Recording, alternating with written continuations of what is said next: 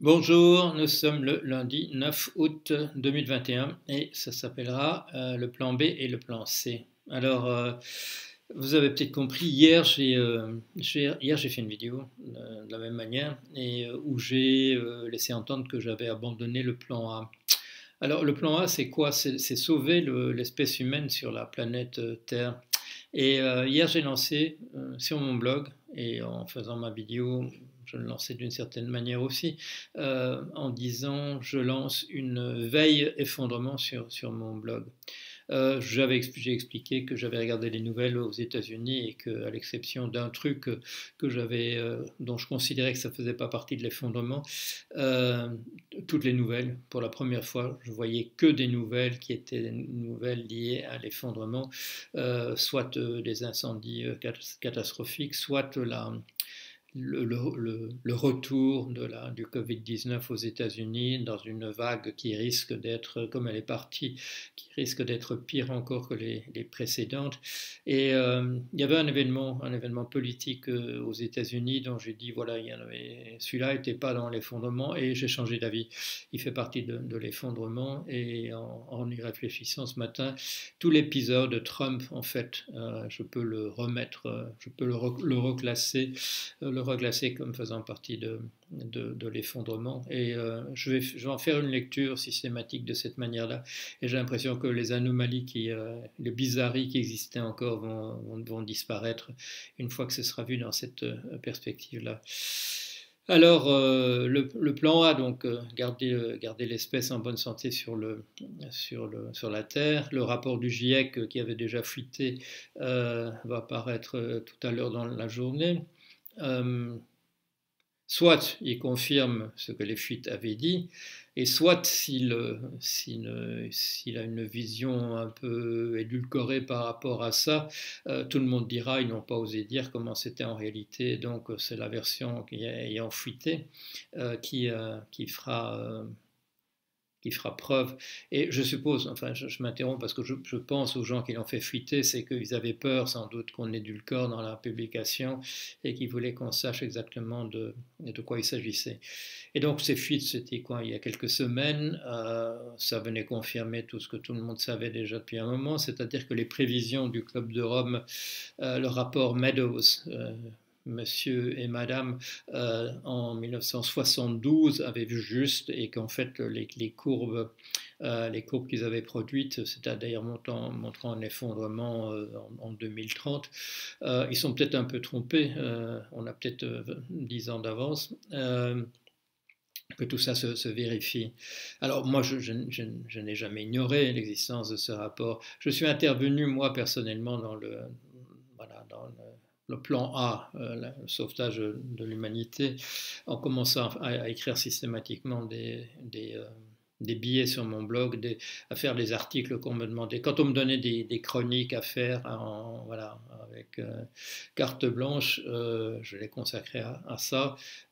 Beaucoup de celles que j'ai fait dans ma chronique financière du Monde, en fait, c'était des thèmes apparentés à l'effondrement, à l'extinction.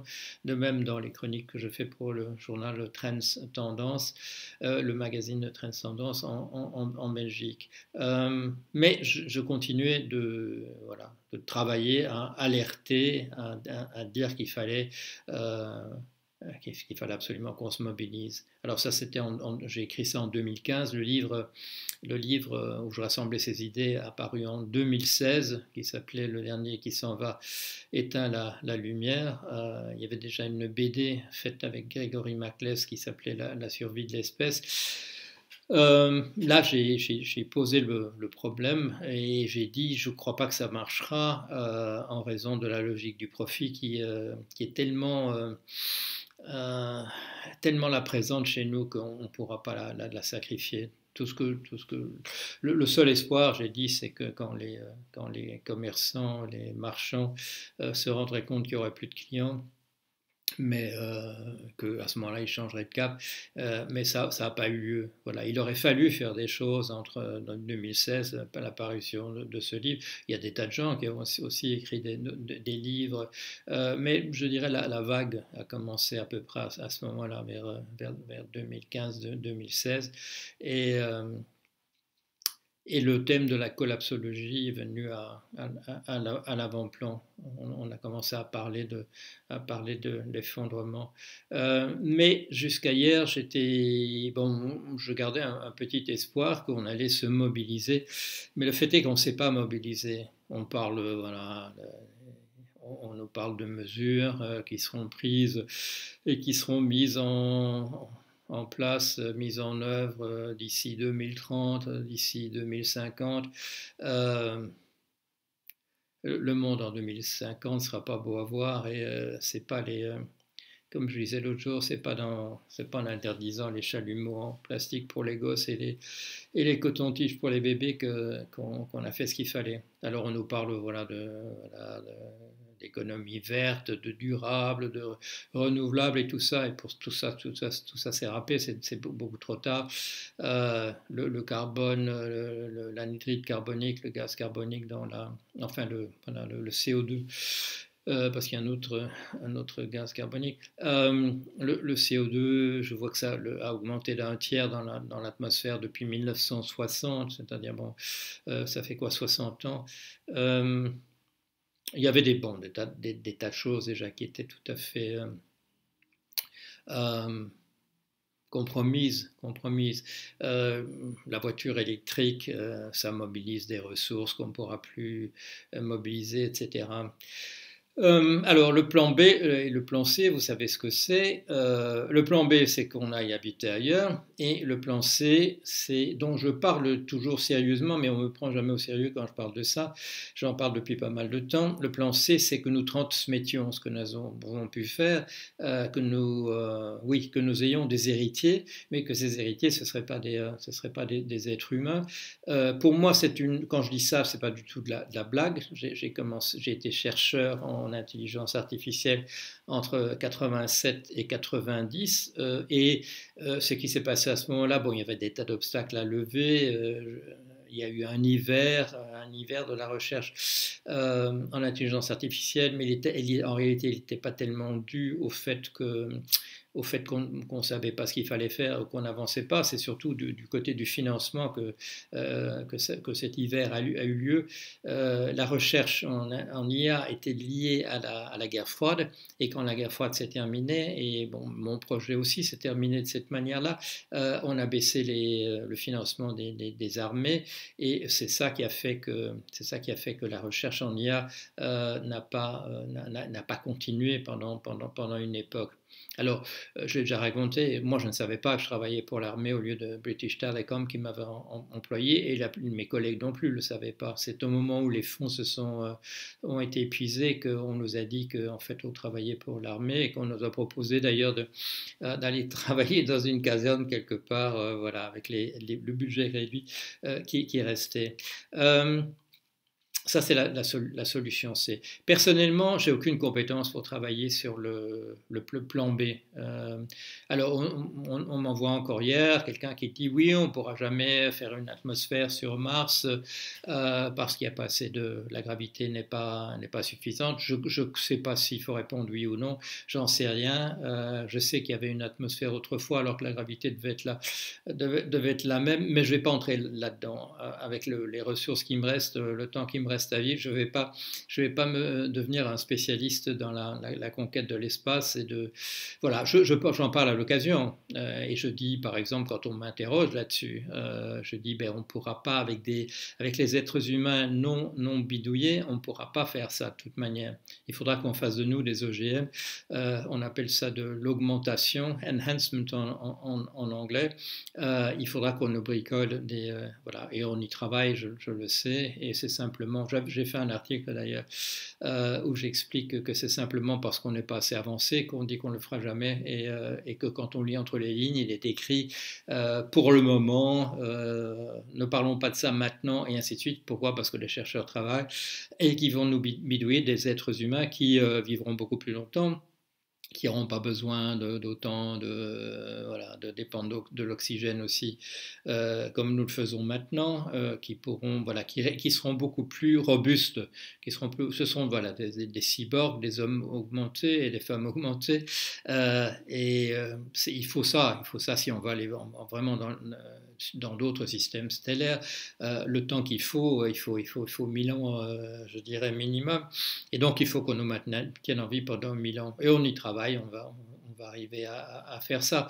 Donc le plan B, c'est pas tout à fait, je suis pas sûr que ce soit infaisable. La question ne se pose même plus comme ça. La question se pose, euh, est-ce qu'il y a une chance quelconque, parce que l'alternative plan A, qu'on continue à vivre sur cette planète-ci, je crois qu'elle est vraiment totalement compromise. Oui, il y a des gens qui se sont déjà arrangés pour avoir des îles dans le Pacifique qui sont plus ou moins en autarcie. Oui, il y aura peut-être des situations à la Mad Max ou bien à la route, comme le film et le roman La route, c'est-à-dire des petites bandes de gens qui, voilà, poursuivis par des cannibales parce qu'il n'y a plus rien à manger, qui essaieront de survivre ici et là dans des poches pendant un certain temps. Mais c'est pas ça qui permettra de... Le climat, il est... voilà, il est parti pour des milliers d'années sur la voie dans laquelle il est, même si on arrête tout, même si tous les êtres humains disparaissent du jour au lendemain. Donc, et puis, bon, ceux qui sont sur leurs îles désertes, il y aura des gens déterminés, des pirates qui iront les chercher pour aller prendre les dernières ressources. Ils ne seront pas à l'abri du schéma Mad Max, c'est-à-dire que des pirates essayent de retrouver l'endroit où il reste encore quelque chose pour survivre un peu plus longtemps. Plan B, donc conquête de l'espace. On nous parle du transhumanisme. Je vois aussi des gens qui disent oui, il faudrait tout arrêter le numérique, transhumanisme, caca, etc. On n'aura pas. Mettons entre parenthèses cette histoire de transhumanisme. On va le faire. On va le faire automatiquement. On va essayer de le faire parce que ça fait partie du plan B et du plan C. Mais alors là, plan C, transhumanisme dans un sens différent, c'est-à-dire sans les hommes. Quand nous avons quand on a commencé à faire des robots et de l'intelligence artificielle, c'était pour nous aider, c'était pour travailler avec nous, c'est pour faciliter les choses pour nous. La difficulté, ça va être que ces machines-là, et à mon sens, et ça je le disais déjà non pas peut-être dans le dernier qui s'en va éteindre la lumière, mais dans Défense et illustration du genre humain, le plan C, la transmission par nous aux robots avec intelligence artificielle de ce que nous avons pu faire, notre legacy, notre héritage, à mon sens, c'est le plan C qui est le mieux avancé. Il faudrait rendre ces robots autonomes. Il faudrait, mais ça avec l'énergie, tant qu'il y a de l'énergie solaire, le problème ne se posera pas véritablement. Il faudrait faire que des robots construisent d'autres robots, mais comme des robots peuvent construire n'importe quoi en usine, il n'y a pas de raison qu'ils ne puissent pas construire des robots en usine. Il faut qu'ils aient une autonomie et puis il faut qu'ils puissent se réparer. On a déjà vu ça dans les films de science-fiction. Tout ça, je dirais, le plan C, c'est le seul où il n'y a pas d'obstacle, où on dit il y a un truc qu'on ne sait pas encore du tout comment il faut le faire. Bon, le plan A, sauver l'humanité sur la Terre comme elle est maintenant. Là, on peut dire, en ce moment, on ne sait pas du tout comment il faut faire. Pour le plan B, nous envoyer tous dans l'espace, ou certains d'entre nous, il y a des tas de problèmes encore à résoudre. Une semi-immortalité, de vivre dans des environnements beaucoup plus durs. Il y a encore des problèmes à résoudre avant qu'on puisse le faire. Je veux dire, sur le plan intellectuel, il y a encore des solutions à trouver à des problèmes. Pour le plan C, transmettre notre héritage à des machines, à ma connaissance, et c'est le domaine, je dirais, que je connais le mieux sur le plan technique, je vois plus, quand moi j'étais chercheur en intelligence artificielle, première partie, puisque je considère que maintenant je me suis raccroché à une autre recherche sur laquelle je travaille pas mal.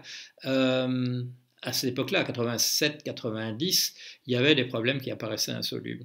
Il y avait des problèmes qui apparaissaient insolubles. Ils ont été résolus. Ils ont été résolus depuis. Et je ne vois pas de problème. Quand les gens disent oui, mais il faudrait mettre la conscience dans la machine et des machins comme ça, non, non. J'ai déjà expliqué pourquoi on n'a pas besoin de la conscience. Pourquoi la conscience, en fait, selon moi, c'est un artefact, c'est quelque chose qui est apparu chez nous comme un sous-produit de la manière dont la mémoire fonctionne chez nous, mais la machine n'a pas besoin d'être consciente. Voilà. On peut lui donner une représentation d'elle-même avec des affects accrochés, etc. Ça suffit amplement. Et ça, bon, je vous dis, c'est pas un problème insoluble, c'est le logiciel sur lequel ces problèmes étaient déjà traités dans le logiciel que j'ai produit moi-même, Anela, pour les British Telecom, et dont c'est pas par hasard qu'on se réintéresse à ça et que ça me permet à moi de raccrocher bien des années plus tard à de la recherche dans ce domaine-là, 30 ans plus tard. Le plan C me semble le moins compromis. Si on met toutes les ressources là-dessus, donner l'autonomie aux robots sur le plan énergétique, leur permettre de se reconstruire, faire une intelligence artificielle qui soit générale, universelle. Là, l'équipe avec laquelle je travaille, je crois, on a la réponse. On sait comment transformer des intelligences artificielles particulières qui travaillent sur des problèmes très très particuliers, comme gagner au jeu de Go. Nous savons comment faire pour avoir une intelligence artificielle de type universel, général, qui peut traiter n'importe quel problème. Et là, c'est là que la rencontre s'est faite entre les personnes qui m'ont approché et le travail que j'avais fait. C'est en prenant un modèle qui est inspiré de la psychanalyse, du modèle de l'humain que Freud a produit et qui n'est pas très très éloigné d'ailleurs du modèle de Skinner, c'est-à-dire le modèle behavioriste. Il y a peu de gens qui font le rapprochement entre le behaviorisme de Skinner et la psychanalyse de Freud. Je fais partie des gens qui parlent de ça. Je crois que j'en ai parlé déjà dans mon livre. Principe des systèmes intelligents qui avait paru, c'est quoi, en 1989. On a un modèle, on sait comment il faut faire pour donner une intelligence universelle, générale, plutôt que des intelligences particulières. Et j'espère que nous allons obtenir le financement que nous allons demander à la Commission européenne par ce biais-là. Qu'est-ce que je recommande ? Je recommande aux gens qui me regardent de se mobiliser. Se mobiliser pour le plan A, parce qu'il faudra qu'on se batte jusqu'au bout de toute manière. Et moi, si on me demande de participer de telle et telle manière, je le ferai volontiers. J'avais une longue discussion avec un groupe de gens qui sont dans l'assemblée statutaire de Greenpeace. On a passé 2h30, c'était quoi, samedi soir ou dimanche soir, c'est-à-dire hier en fait. Je crois que c'était hier. Bon, à travailler là-dessus, donc il faut continuer à travailler sur le plan A.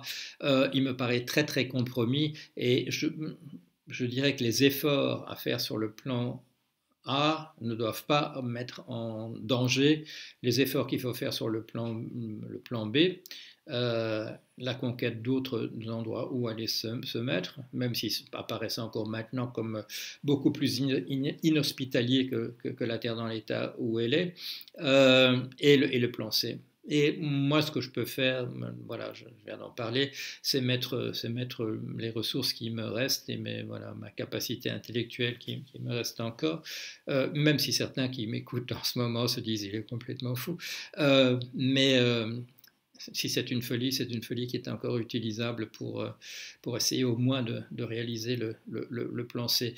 Mobilisez-vous pour le plan A, il faut absolument pour le plan B et pour le plan C. Mais je crois qu'il faut que nous soyons tous à travailler sur un truc comme ça. Et travailler au survivalisme, je vais expliquer pour commencer, à mon avis, ça ne marchera pas. Ça donnera des sursis, allez, à tout casser, je dirais un sursis de 50 ans. Je veux dire qu'il y aura peut-être encore des êtres humains au moment où la plupart auront disparu, mais je vois très très mal, et quand je dis 50 ans, vraiment, c'est très très optimiste, vu les situations à la Mad Max, les centrales nucléaires qui seront à l'abandon. On continue à me proposer des solutions à l'effondrement qui impliquent le nucléaire civil.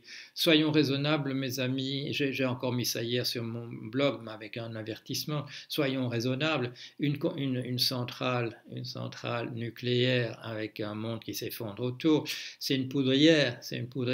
Bon, je ne vais pas entrer dans les détails de ce qui peut se passer. Quand j'ai parlé d'explosion l'autre jour, mais qui était une métaphore tout à fait générale, les gens disent ça ne peut pas vraiment exploser, etc. Oui, bien entendu, mais tout le monde sait que c'est extrêmement dangereux et que, comme je le disais hier à quelqu'un, une éolienne à l'abandon, ben voilà, c'est dans le paysage. Une centrale nucléaire à l'abandon, c'est pas du même ordre de grandeur du danger pour l'humanité. Donc, on va se trouver dans une situation extrêmement difficile. Mais au moins que chacun, avec les ressources qu'il a, ne s'amuse pas à travailler sur des problèmes qui n'ont pas aucun rapport avec l'extinction probable. Mettez tous vos efforts soit sur le plan A, soit sur le plan B, soit sur le plan C. Si vous avez la possibilité de travailler sur les trois en même temps, pourquoi pas? Mais il ne convient pas non plus de me dire oui, mais ça c'est transhumaniste, c'est un problème. Oublions les étiquettes, c'est un problème de survie maintenant, c'est un problème de survie, soit de nous-mêmes au mieux, soit de l'héritage. De ce que nous sommes arrivés à faire, voilà, comme disait Schelling, de prendre conscience de l'existence de l'univers et de ce qui s'y passe à l'intérieur. À mon sens, c'est important qu'il y ait une conscience qui reste non pas de ce que nous sommes, mais que l'univers conserve une conscience de ce qu'il est lui-même. Alors ça se passe peut-être déjà ailleurs quelque part. Et il y a encore des gens, je vois, qui espèrent qu'on va être sauvés à la dernière minute par des extraterrestres. Pourquoi pas? Notre imagination leur a fait déjà beaucoup de place. Chers amis extraterrestres, si vous m'écoutez, le moment est venu de venir et de nous dépanner parce qu'on est très très très mal barré. Si vous attendez encore, si vous êtes encore là à regarder et que vous ne faites rien, ça voudra dire qu'une seule chose, c'est que vous pensez qu'il n'y a rien de bon à sauver dans ce que nous sommes en train de faire. Je ne crois pas que l'humanité aura laissé que des mauvais souvenirs. Et si ces souvenirs ne peuvent subsister que sous la forme de mémoire de robots intelligents, ce sera mieux que ce sera beaucoup mieux que rien du tout. Et Dieu sait, ils vont peut-être arriver à résoudre certains problèmes que nous n'avons jamais résolus, comme que quand on jette un regard en arrière comme anthropologue ou comme historien, que ce qu'on voit surtout, c'est de brèves trêves entre des guerres. Voilà, allez, à bientôt.